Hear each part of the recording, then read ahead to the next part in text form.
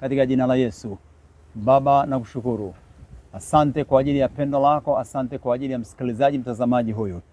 Bwana Yesu, ninaomba mapenzi yako yaendelee kutimizwa. Na nguvu zako tena mwenye nguvu zikaendelee kutushika na kutusaidia. Uweza wako kaendelee kuwa na sisi tena katika siku ina saa hii. Tunapotafakari ukuu wako, uweza wako, upendo wako, tukazidi kutambua, tukazidi kujitambua na kuona linalotuhusu, linalotupasa tufuate njia yako. Tukae katika mapenzi yako na katika kweli yako daima. Ninaomba Roho Mtakatifu tufunulie na maandiko haya. Tupate kuelewa, tupate kutafakari kwa wema na kwa rehema na kwa hekima ya kimbingu katika jina la Yesu Kristo. Bariki mtu huyu, mpe utulivu. Aliye katika hali ya ugonjwa, mpe kupona sasa, na ninaamuru apokee uponyaji kwa jina la Yesu. Aliye na huzuni na uchungu na unyonge na vyote viondoke sasa katika jina la Yesu. Na Bwana Yesu, mbariki, mponye kwa huruma zako, kwa rehema na neema katika jina la Yesu Kristo wa Nazareti. Asante kwa uaminifu wako, asante kwa huruma zako, wewe uliyeketi mahali pa sifa na utukufu na nguvu. Turehemu ya Bwana, tutakase, turumie. Tutakase Tanzania, tutakase. Tunaiomba damu yako Yesu iendelee kushughulika na Tanzania sana sana sana. Mungu, ifunike, iponye Tanzania kwa damu yako, anga lake na malango yake. Katika jina la Yesu, tusaidie tuweze kujua nini mapenzi yako, tufuate njia yako, tuketi pamoja nawe na kutafakari uweza wako na ukuu wako. Kwa jina la Yesu ninaomba Baba, endelea kutuangazia kaskazini, kusini, mashariki, magharibi. Hiyo damu yako iendelee kutuponya. Hiyo damu yako iendelee kutunenea mema. Hiyo damu yako Yesu iendelee kutupigania, na nguvu na uweza wako uwe pamoja nasi sasa na hata milele. Amina. Ona ushindi na nguvu. Bwana Yesu anaweza kukupatia vyote, ni muweza, amejaa neema na rehema. Karibu sana katika tafakari ya neno la Mungu ambayo ni ujumbe kipekee Yesu ambao alitufundisha, na kichwa cha ujumbe huu hapa kwa ufupi tu ni kwamba malipo ya siku ya mwisho.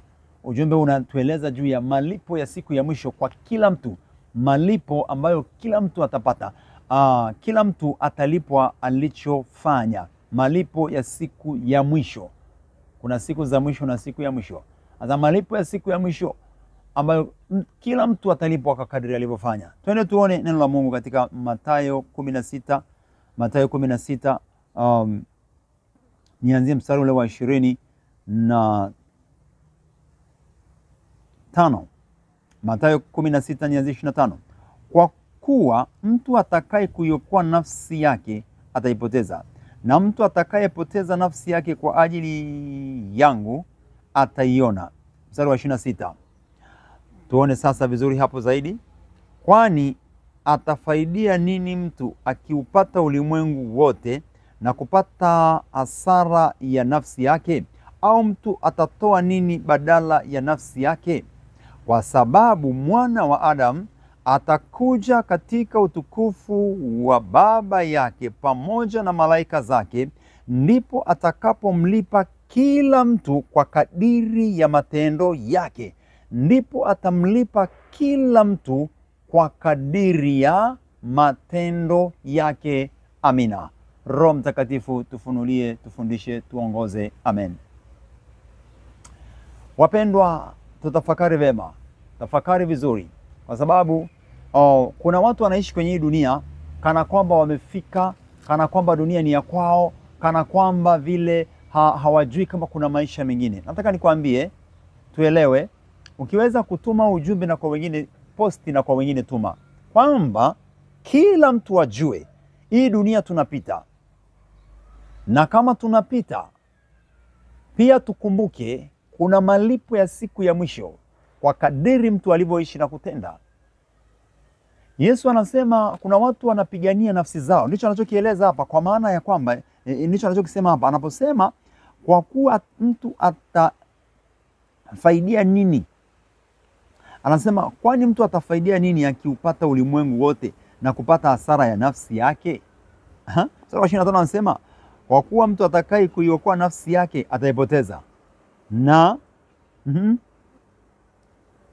ataipoteza, na mtu atakayepoteza nafsi yake kwa ajili yangu ataiona. Sasa kuna wale wanaopigania nafsi zao. Kuna watu wanaishi kwenye hii dunia kutetea nafsi zao, masilahi yao. Kuna watu wanaishi kwenye hii dunia wanafikiri wamefika. Hawakumbuki kuna maisha ya baadaye, hawakumbuki kuna malipo baadaye, hawakumbuki kwamba baadaye kuna jambo lingine kubwa kuliko la sasa. Hii tafakari ni muhimu sana kwa wakati huu tulio nao, kwa dunia hii tulio nayo. Ni muhimu sana, ni muhimu sana. Kwa sababu kuna wakati unakuja, kila mtu atalipwa kama alivyotenda. Yesu anaongea akiwa duniani hapa katika maandiko haya. Anasema na wanadamu, anasema na watu katika dunia hii. Akasema, itafaidia nini mtu akiupata ulimwengu mzima lakini akaipoteza nafsi yake? Itamfaidia nini mtu akapata utajiri wote, wakapewa Tanzania yote yenye vitu vizuri vya thamani na utajiri mkubwa, alafu kule baadaye ukaenda kuingia motoni, ukateseka, ukapata kipigo, ukawa ni kilio na kusaga meno, na hakuna kutoka tena, hakuna tena njia? Maana yake ndio maisha ya moja kwa moja. Itakuwa faida gani kwako? Itakuwa faida gani kwangu? Hakuna faida yoyote, ni hasara tupu.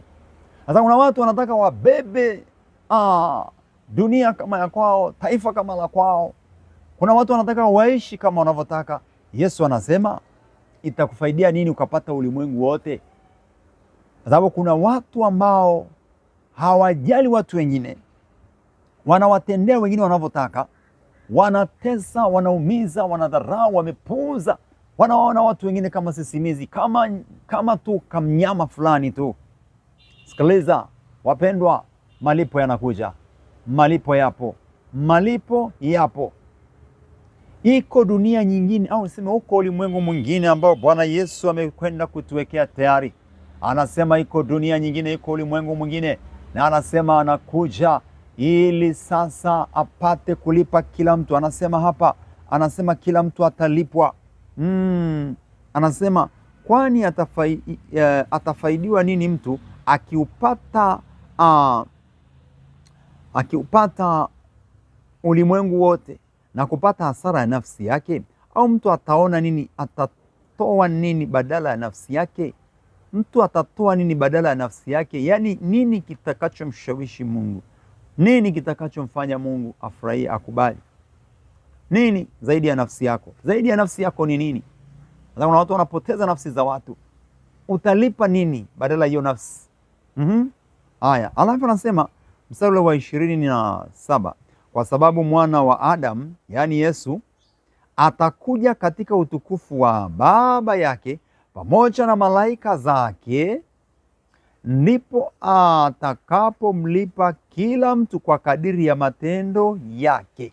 Ndipo atakapomlipa kila mtu kwa kadiri ya matendo yake. Nasoma Mathayo 16, Mathayo 16 mstari wa 25 mpaka ule wa 27. Mstari wa 27 anasema, kwa maana mwana wa Adamu atakuja, yaani Yesu atakuja na jeshi la malaika. Alafu ndipo hukumu itapita. Iko hukumu ya mwisho inakuja, wapendwa. Mtu wa Mungu, wewe ambaye umevaa kiburi na jeuri, hutaki kuambilika, wewe ambaye umevaa jeuri na kiburi, umevaa ushupavu, hutaki kurudisha shingo, kugeuza shingo, siku ya malipo inakuja. Siku ya mwisho inakuja, ambayo ina malipo. Kila mtu atalipwa alivyotenda. Ulitenda nini? Uliwatendea nini watu? Yesu anasema utalipwa ulichotendea wengine. Uliwatendea jeuri, mauaji, mateso, utalipwa hayo. Uliwatendea mabaya, utalipwa mabaya. Uliwafanyia uongo, uzushi, utalipwa uzushi na uongo. Utalipwa hayo, kwa sababu hayo ya uzushi na uongo yako upande wa Shetani, ambako ni kwenye ziwa la moto, ambako ni kwenye mateso ya milele. Umetendea watu mema, utalipwa mema, kwa sababu mtenda mema yupo Yesu Kristo. Umetenda uaminifu, utalipwa uaminifu, kwa sababu Yesu ndiye mwaminifu, shahidi mwaminifu, amejaa uaminifu, utalipwa uaminifu. Umetenda mema, utalipwa mema. Umefanya upendo wa Mungu, utalipwa huo upendo, utajazwa huo upendo, utaendelea kukaa katika upendo. Malipo yaja. Nini unatendea watu katika dunia? Kwenye familia, kwenye kazi, kwenye ofisi, kanisani pale, hapo kwenye siasa, wewe uliye mtawala, nini unatendea watu? Unafanyia nini watu? Kwa sababu Biblia inasema hapa, maandiko yanasema kila mmoja atalipwa vile ametenda. Kila mmoja atalipwa kile amefanya. lile umetenda, yote yako tayari hapa, yote yako hapa, yote yako hapa. Utalipwa sawa sawa na matendo yako. Matendo uliyotenda ndiyo ambayo utalipwa. Kwa hiyo kila mtu anajichumia, kila mtu anajiwekea. Unajitengenezea cha baadaye sasa hivi. Sasa sijui unatengeneza nini, sijui unajenga nini, sijui unapanda nini. Unachokijenga sasa ndicho utakacho kwenda kuishi. Unatengeneza nyumba yako ukiwa hapa duniani. Nyumba ya baadaye unaitengeneza sasa. Kwa hiyo maisha tunayoishi na vitu tunavyofanyia watu na tunavyofanya kwa siri na vingine, wewe mtu wae yote, ujue unatengeneza nyumba ya wewe kwenda kukaa. Sasa ni nyumba iliyojengwa kwa upendo, kwa haki, kwa amani na kwa mapenzi ya Mungu, au umejenga kidunia, kibinadamu, kishetani, maanake ndio utakayo kwenda kukaa. Yako malipo yanakuja. Iko saa inakuja. Kila mmoja atalipwa kwa kadiri alivyotenda, kwa kadiri alivyofanya. Kila mmoja atalipwa. Umetarajia, unangojea kulipwa nini? Unangojea kwenda kulipwa kitu gani mpendwa? Ni vema ukalipwe yaliyo bora, yaliyo mema. Mungu ni mwema. Usiishi kana kwamba dunia hii ndio hapa, ndio mwisho, ndio kila kitu. Watu wamebeba mabavu na kiburi na majivuno, wala hawajali wenzao, wakifikiri kwamba wao wataishi kwenye dunia na kuibeba dunia na kwamba wataendelea hivyo mpaka mwisho. Yesu anakuja, kiburi yote itafekwa, jeuri yote itafekwa, itakanyagwa. Madaraka na mamlaka vyote vitakanyagwa. Yeye ndiye mwenye madaraka na mamlaka ya juu. Kila kitu kitanyamazishwa. Anasema dunia itakunjwa kama karatasi. Anasema vitaotoweshwa vyote, na Bwana atakuwa ndiye mmiliki wa yote na muweza wa yote. Basi kaa kwake yeye aliye yote katika vyote, akupe vyote vya kimbingu. Tukae kwake Bwana Yesu, tumuite, tumwamini, tumgoje. Tenda kama atendavyo Yesu. Uvikwe tabia ya kiungu ijae ndani yako. Tamani, tafuta sana kuwekwa katika tabia ya kiungu. Utembee katika Mungu, uishi katika Mungu. Dunia inapita na vitu vyake vitapita, ila yeye atendaye mapenzi ya Bwana, Biblia inaniambia yeye adumu hata milele. Yeye afanyaye mapenzi ya Bwana Yesu adumu hata milele. Anasema anakuja na kila mtu atalipwa kwa kadiri alivyotenda. Kila mtu atalipwa kile amefanya. Umefanya nini? Unafanya nini? Utapokea. Acha wanaoendelea kuonea, kukanyaga, kutesa, kuumiza, kujeruhi wengine na kuangamiza wengine, wasiposikia, wasipobadilika, wasipotubu na kumrudia Mwokozi Yesu. Yesu yuaja, amekwisha kusema yuaja. Kila mtu atalipwa, atagawiwa kilicho mali yake, alichopanda, alichoficha, alichohifadhi, alichojenga, atapewa hicho. Mungu akusaidie wewe, Yesu atusaidie, ili tupande mbegu njema, ili tujenge nyumba nzuri kwa upendo, kwa haki, kwa amani, kwa imani, kwa furaha, kwa utakatifu, bila dhuluma, bila uharibifu. Tutende yale mapenzi ya Bwana. Mungu akubarikie, akujalie kutembea katika nguvu yake na katika uweza wake. Sauti yake ile kusema nawe. Baba, nashukuru kwa ajili ya mpendwa mtoto wako. Mpe, mtambulishe, mfahamishe, tufunulie, tuone utakavyo, upendavyo, tuishi vile ipasavyo siku zote za maisha yetu, katika jina la Yesu. Asante kwa huruma zako nyingi. Jalie neema na rehema, ayaishi mapenzi yako. Bwana, vike kila mmoja wetu uwezo, vazi la haki na wokovu, katika jina la Yesu Kristo. Bwana akubariki, akujaze neema. Endelea kuomba sasa. Endelea kuomba. Mwambie, nisaidie Bwana, ili niweze kujenga kwa mapenzi yako na nitembee katika mapenzi yako sasa na hata milele. Yesu ni mwema.